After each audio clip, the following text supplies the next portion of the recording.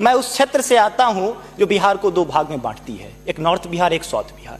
हमारा मिथिला का रीजन 6 महीने बाढ़ के पानी से ग्रसित रहता है। जब मैं राज्य सरकार से पूछता हूं तो कहती है कि विदेश का मामला है भैया, नेपाल पानी छोड़ देता है, मैं क्या करूं, उधर से चना डैम बना देता है। अब तो राज्य में भी सरकार आपकी है, केंद्र में भी आपकी है, तो प्रभु कृपया कुछ तो मदद कीजिए।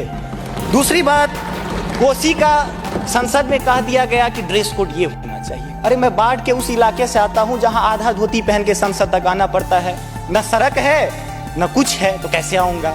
उसी क्षेत्र का एक नंगा बच्चा हमसे कहता है कि साहब मैं बाढ़ से ग्रसित हूं, और दक्षिण बिहार का एक बच्चा कहता है कि मैं सुखाड़ से ग्रसित हूं, मेरे पास पीने के लिए पानी नहीं है। बीच वाला एरिया कहता है मैं नरसंहार से परेशान हूं। तो बिहार की एक परिभाषा बनती है कि उत्तर में बाढ़ है, दक्षिण में सुखाड़ है, बाकी जो बचा नरसंहार है, यही बिहार है।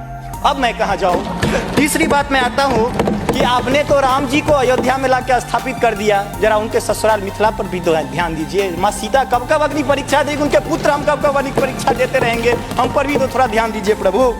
बाढ़ का पानी जब हमारे बिहार से निकलता है तो लगे लगे बंगाल चला जाता है, और जो भी हमारे पास रोजी रोटी रहती है खत्म हो जाती है। तो मेरी पत्नी भी कहती है कि लागल लागल सजन धक्का सलम कलकत्ता चल, अब कितना आगे जाए।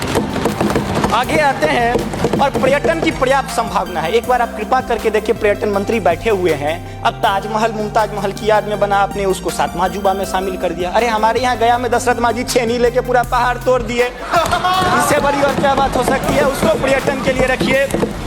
और ये जो भूखमरी, बेरोजगारी, अशिक्षित राज्य की जो हम पर वो जो पीठ पर धो रहे हैं, वो हमको इसी तरह की कविता याद दिलाती है कि तू सिंह मारती गैसी, मैं कोने में दुबका बैल प्रिय, मैं पीपल सा सीधा साधा, तुम उस पे लटकी चुड़ैल प्रिय।